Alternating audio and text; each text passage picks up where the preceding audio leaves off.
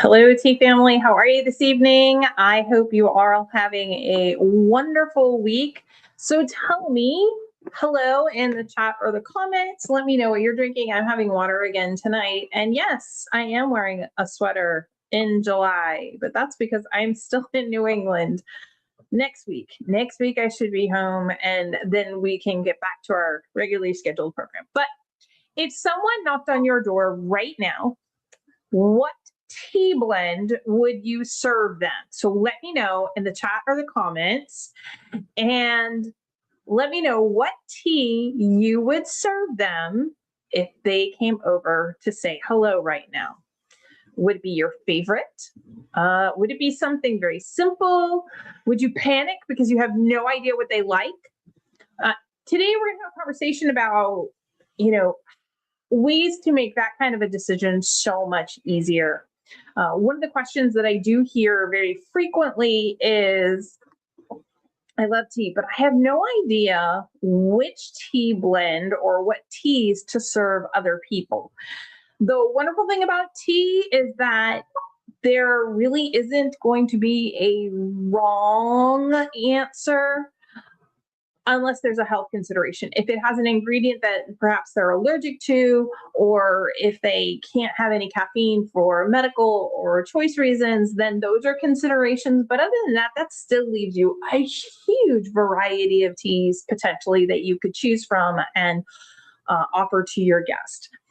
So simply offer some choices, but how do you know what to narrow those down to? We're going to kind of talk about that a little bit. So again, I want to remind everybody, tea isn't about impressing people.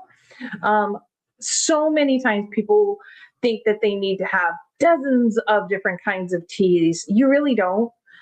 Most hosts only have a few chosen, just a handful of teas that really appeal to them. Not everybody's tea cabinet is like my tea cabinet that has a huge variety. I think we have over 40, probably close to 50 different flavors at this and blends at this point. But that's one of those things. But I am a tea person, right? And so I have a lot of blends that we're experimenting on or that we've created or different things like that. But however, before I started blending our teas and we started this business, I would have a few, we had 5 people, 3 children, and the 2 of us in our family, and we are tea lovers. So we would have more than the average because we'd had to have everybody's favorite in there. But that was still, we would have a good solid dozen to 15 blends. If it was just my husband and myself, we'd probably cut that down to like 7 or 8 of our top blends. So you don't have to have dozens and dozens and dozens of blends. Think of it like, you have a closet, and so many people have a closet full of clothes, but really there's only this much of their closet, but there's only like a dozen or so pieces that they wear on a regular basis. That's what we're talking about. You really only need that core closet or those core teas to offer some. So it's very much the same thing with tea. You only need to have some core different ones to be able to offer. Now, then you want to think about what's this guest like, kind of like, you have different types of guests. One is the I don't like tea, which is funny because we do get this at events that we go to frequently. Oh, I don't care for tea. Okay, that's fine. No problem, because we have our free samples and they can try it. But we have had so many people like, well, I'll try it anyway, right? They feel like guilty for not trying the free sample. What ends up happening is they're like, oh, that's actually pretty good. And it doesn't have sugar, it doesn't have cream, it doesn't have anything else in it. It's just literally the tea blend. And that's where we get to talk to them about the quality of the tea. It doesn't have all the bitter bite. It doesn't have kind of that oily feeling. It's just a very nice blend when you get to taste the flavor. And so not everybody, but a lot of people who didn't think they liked tea realized they didn't like that pre-packaged dust or fannings that they get in the grocery store. And that's why I typically will hear that, yes, there is a small percentage of people that truly do not enjoy the taste of tea at all. that is fine. They don't have to. There's lots of other beverages out there. But a lot of times when people say, I don't drink tea, they're saying, I haven't found a tea blend that I enjoy. Uh, these guests are often ones that are going to want something smooth, approachable, maybe have some flavors in it they like. Like they might not like a black tea with honey, but they might like a sweet fruit blend where the fruit is, or an herbal fruit blend where, let's say, you have that apple cranberry blend, or a strawberry blend, or just a peaches and I'm thinking of like Aloha Breeze, where you have pineapple and you have mango in there. So those are the predominant flavors. They're much more of a fruit flavor as opposed to a tea flavor. Sometimes they would like mint, so something that has predominantly mint but not over the top. They're drinking a mint drink as opposed to tea. So these are ways, the things that you could offer potentially to give them an enjoyable experience. Excuse me. Super late night, super early morning. Okay, so sometimes it just takes one cup or one sip of a different high quality tea to really make a difference. Okay, the second type of guest is the coffee drinker. And believe me, I'm surrounded by them. In fact, some people even add things that they didn't know they were adding to their water when they go to boil coffee. You'll have to ask my handy dandy assistant about that at some point. He's not here right now. But yes, he had a very interesting experience today based on that.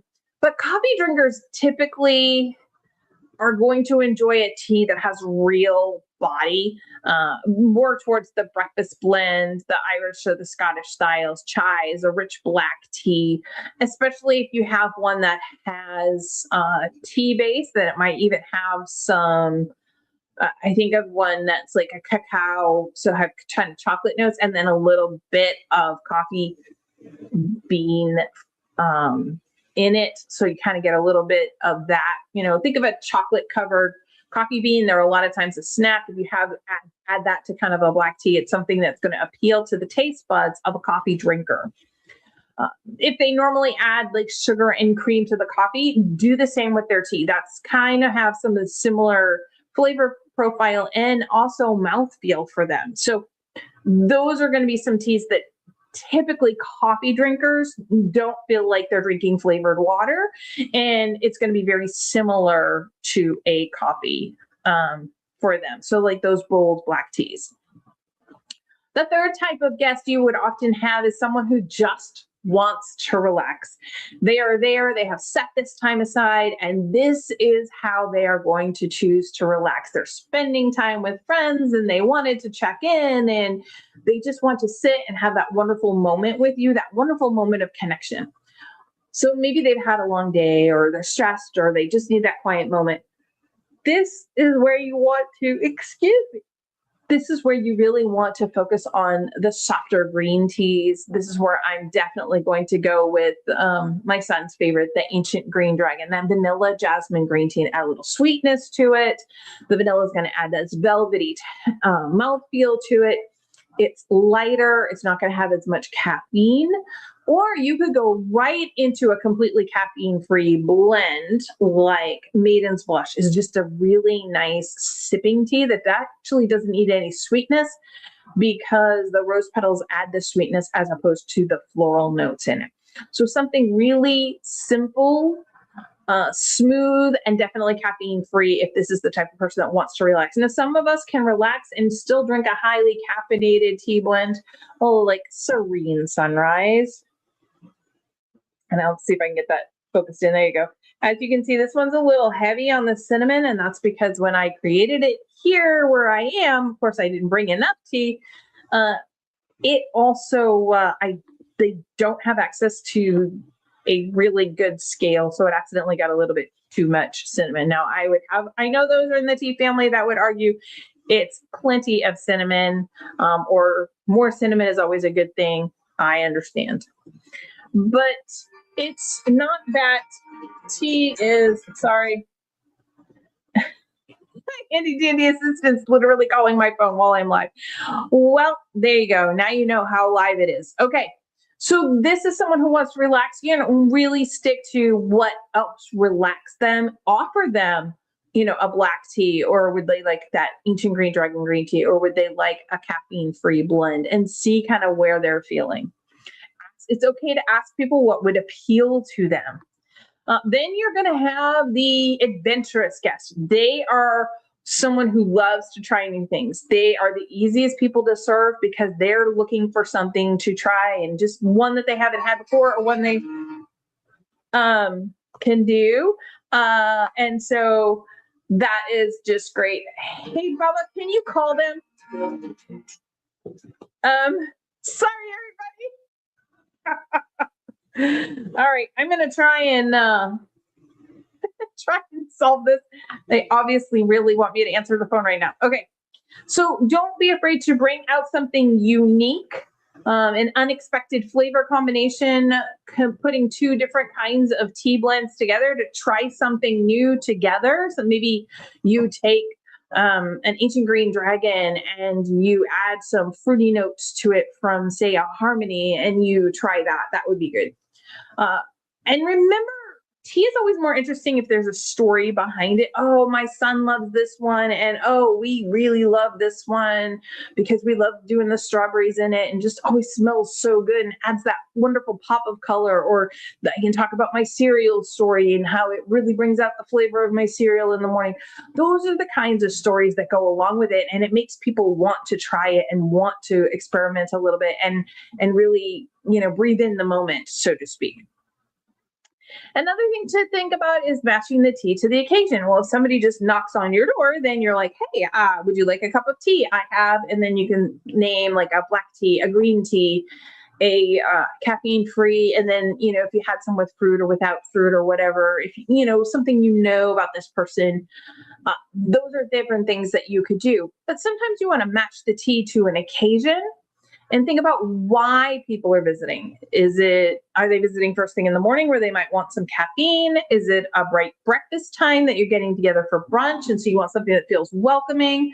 Is this just kind of an afternoon conversation with friends where you might want a little pick-me-up, or you might want to start to relax for the day? Is this with dessert after a nice formal dinner and they've opted for tea as opposed to coffee? Is this a summer gathering outside where you might want a lighter tea served over ice? Those kinds of things, some fresh floral or citrusy notes. Think about the tea and the situation. Always, if you're going to serve food, you want to think about how you're going to pair your foods to your teas and what you're going to offer. I do that a lot. I think about the teas that I want to serve, and then I think about the food around the tea. I know a lot of people think about you can also think about the tea and then you fit the food, or the food and then fit the tea. Either way works. Depends on what you want to prioritize. I'm a tea person, so I typically prioritize. A tea gift. Thank you. A tea gift for a friend. If you're going to take tea to somebody's house, think about who they are and how they approach tea, not who you are on this one. Do they like gardening, reading, travel, baking? Do they love strawberries but hate peppermint? Those kinds of things will help you. Do you know that they have certain restrictions health-wise, or that they're trying to avoid caffeine, or they're trying to drink more green tea because they feel like it's healthier? Hint, green tea is not any healthier, any more or less healthier than any other actual black tea blend or oolong blend. Hint. But and then I want you to think about creating that experience. Here's something that people don't often think about. Guests really don't. They rarely. Let me just say it that way. Guests rarely remember every detail and nuance of the tea that they enjoyed. They remember how you made them feel. They remember whether they enjoyed the tea overall or not. Did you warm the teapot? Did you use a pretty cup? How was the food? Did you ask about their day? What did you talk about? It becomes more about the connection and the atmosphere and the experience than it does necessarily the flavor. Oh, we use breakfast blend as opposed to the morning Irish. Not necessarily going to remember the nuances of the differences between the two, but they'll remember that you sat down and you spent time with them doing different things. So, that is what I kind of wanted to talk about a little bit today. I hope this kind of conversation has given you a little bit more confidence the next time somebody randomly knocks on your door, you have people over, or you invite people over for tea. You don't need dozens of teas. Ideally you have like 2 or 3 blends that you enjoy, or 4 blends that you enjoy, and you can offer those up. Keep in mind, depending on if you're inside or outside, like right now, I would be drinking a hot cup of tea because I have a heavy winter sweater on. It's chilly where I am. But yesterday it was 100 degrees. So think about that, whether you want it hot or iced. And then just don't worry about being an expert. Just be willing to share kindness and compassion and your presence with another over the cup of tea. So, that is what I wanted to say for today. I want to say thank you for joining me. And again, next week I should be back, and our plan is to do a custom tea blend. So I will pick out some ingredients and we will have a participation about different ingredients and blending them together, and we will create a custom blend together. So if you have any questions, feel free to reach out, and I will see you all next week. Thank you.